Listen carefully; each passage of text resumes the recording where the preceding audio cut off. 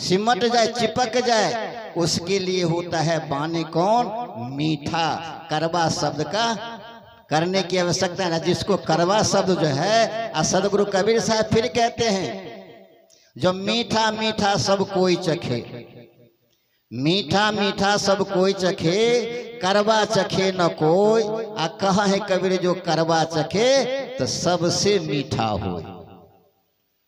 मीठा बनिए तो मीठा बनने के लिए बोली की आवश्यकता है। जिस प्रकार आप शक्कर खाते हैं तो मीठा लगता है, चीनी को खाते हैं तो मीठा हो लगता है, गुड़ को खाते हैं तो मीठा लगता है। उसी प्रकार से आपको चीनी, शक्कर, मिश्री की तरह जो है वाणी होना चाहिए।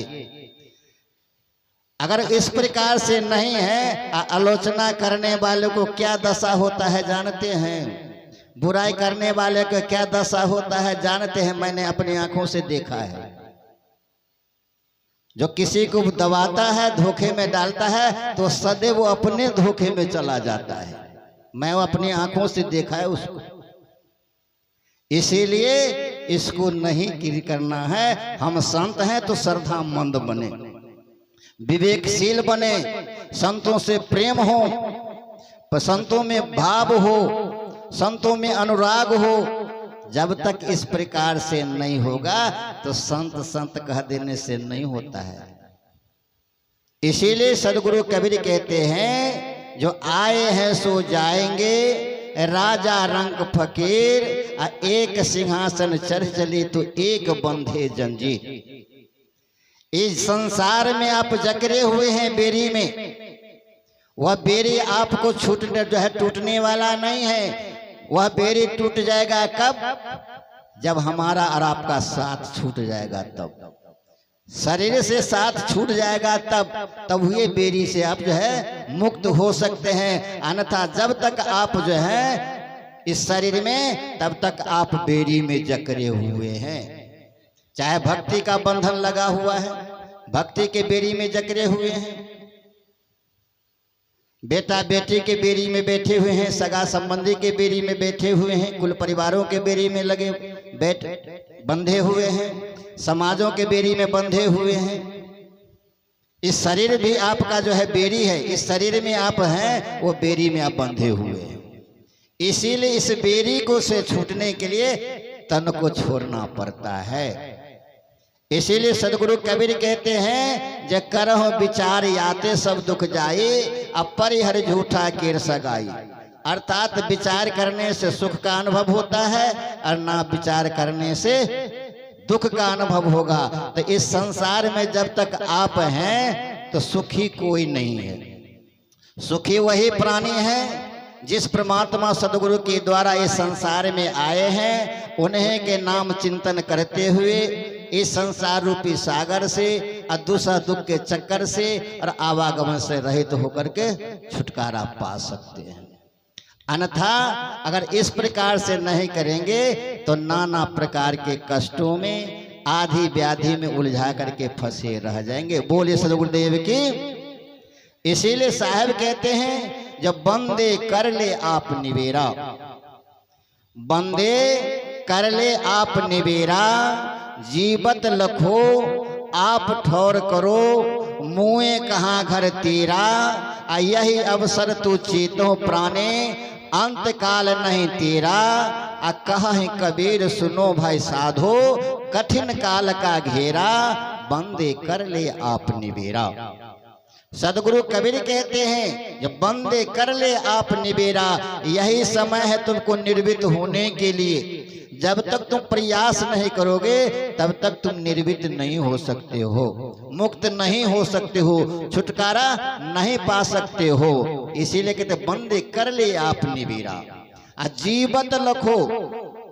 जब तक आप में बोलने वाला है, देखने वाला है, सुनने वाला है, खाने वाला है, चलने वाला है, तभी ये तक जीवत लखो आप ठौर करो। ठहरेंगे कब? अंगुली माल डाकू था, अंगुलो माल डाकू इतना जो है घात करते थे, हिंसा करते थे। लेकिन जब बच्चे रोने लगता था तो कहते हैं बच्चा शांत हो जा, चुप हो जा, अंगुलीमाल डाकू आ रहा है।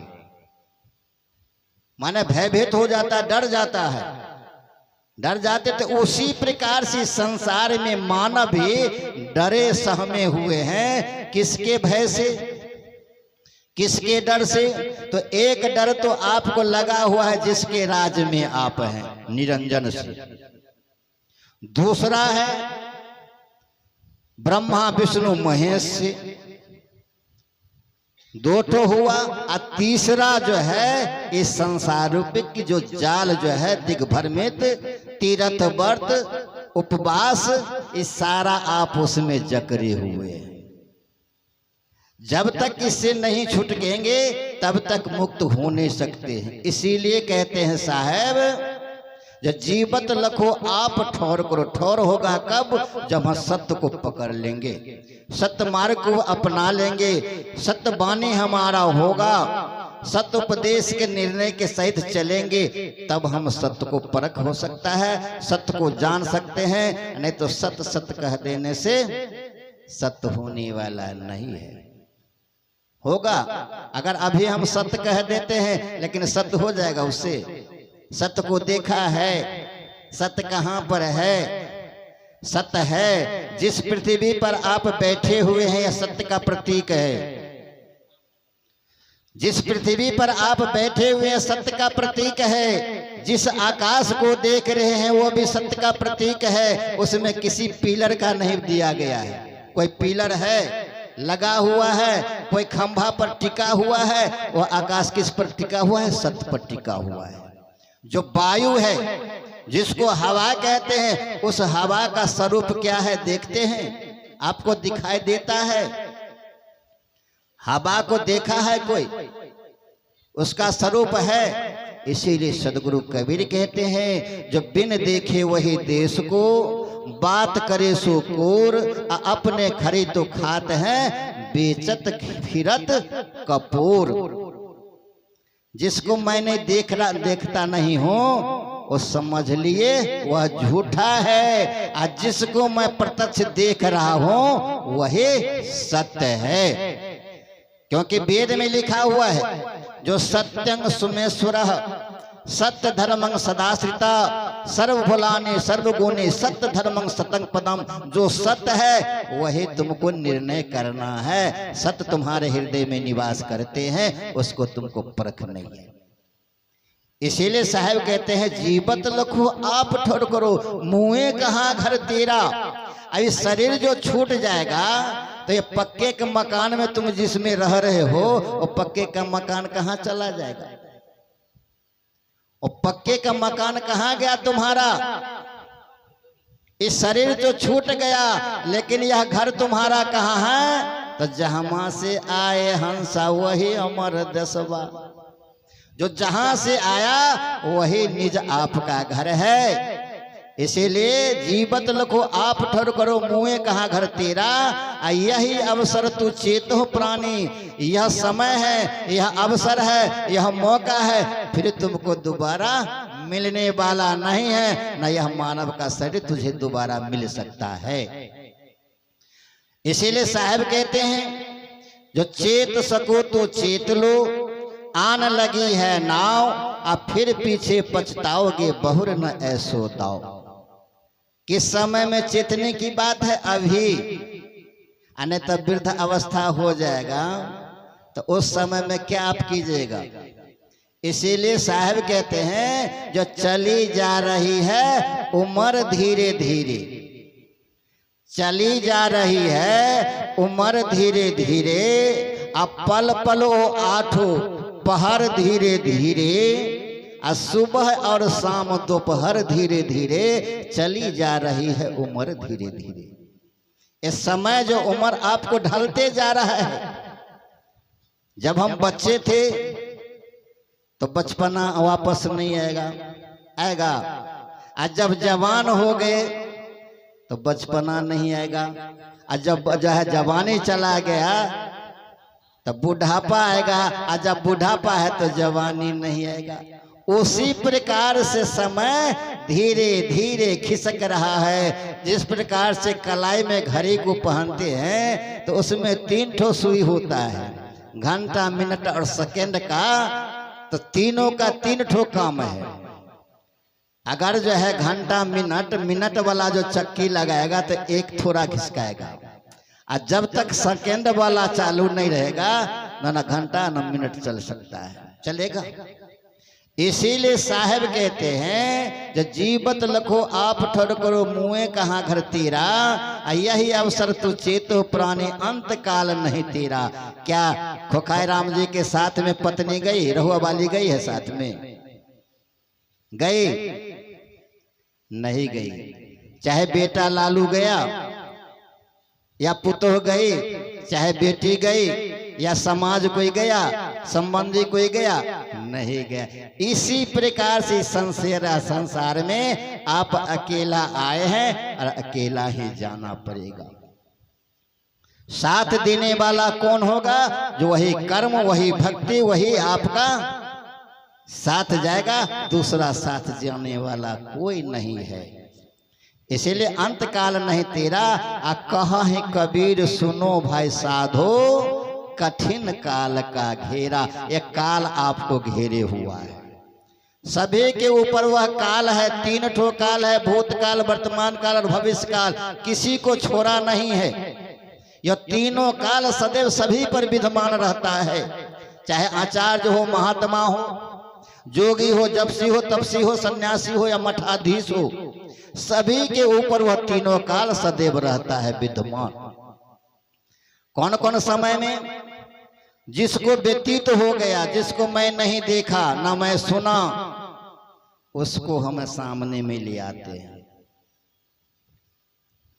भूतकाल जो व्यतीत हो गया है उसको मैं नहीं देखा, लेकिन फिर उसको भूतकाल को हम ले पकड़ करके ले आते हैं, तो काल तो पकड़ लिया। अभी जिस जगह पर बैठे हुए यह वर्तमान काल है, यह वर्तमान का काल है, ये भी छूटने वाला नहीं है। और इसके बाद हम कल क्या करेंगे वो अभी काल है। तीनों आपको पकड़ के जकड़े हुआ है बेड़ी में, छूटने वाला नहीं है। इसीलिए साहब कहते हैं जो बचपन भी जाए, जवानी भी जाए, बचपन भी जाए और जवानी भी जाए, अब बुढ़ापा का होगा असर धीरे धीरे, आ चली जा रही है उम्र धीरे धीरे, तो असर धीरे धीरे होने लगता है।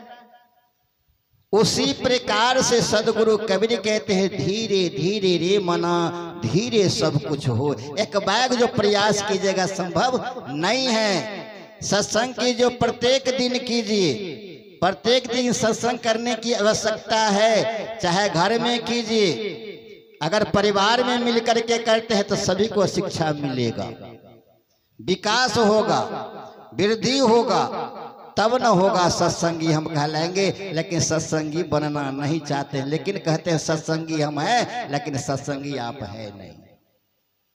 क्योंकि सदगुरु कबीर कहते हैं जो संगत से सुख होते हैं, कुसंगत से दुख होय, आ कहे कबीर तहाँ जाइए जहाँ अपनी संगत होय। तो ये भी किसका संग हो रहा है, किसका संगत में है? तो भंडारा के नाम पर आए हैं, दल टुक मिला हुआ है तो आए हैं। अगर दल टुक नहीं मिलता तो इतना जमावट नहीं होता। आते कोई संत कहते धूर भंडारा है ही नहीं, तो वहां पर जाने से क्या आवश्यकता है। और ढाल झाल कीर्तन जो है ये भी सत्संग नहीं है, इसकी भी आवश्यकता नहीं है। क्योंकि साहब कहते हैं जो सत्संग सत्संग सब कोई कहे, संगत न जाने कोई, आ कथा वार्ता हरि कीर्तन ये तो सत्संग न हो। न हारमोनियम बजाने की आवश्यकता है, न नाल बजाने की आवश्यकता है, न पेड़ बजाने की आवश्यकता है, यह सत्संग नहीं है। तो संग तो उससे कर लीजिए जिस परमात्मा सदगुरु के द्वारा है, उनके संग में समाहित हो जाइए, उनसे प्रेम लगा लीजिए, उनसे प्रीत कीजिए, जिससे मेरा सद कल्याण होगा। अगर वैसा प्रीत नहीं कीजिएगे तो ऐसा प्रीत करते हैं कैसे?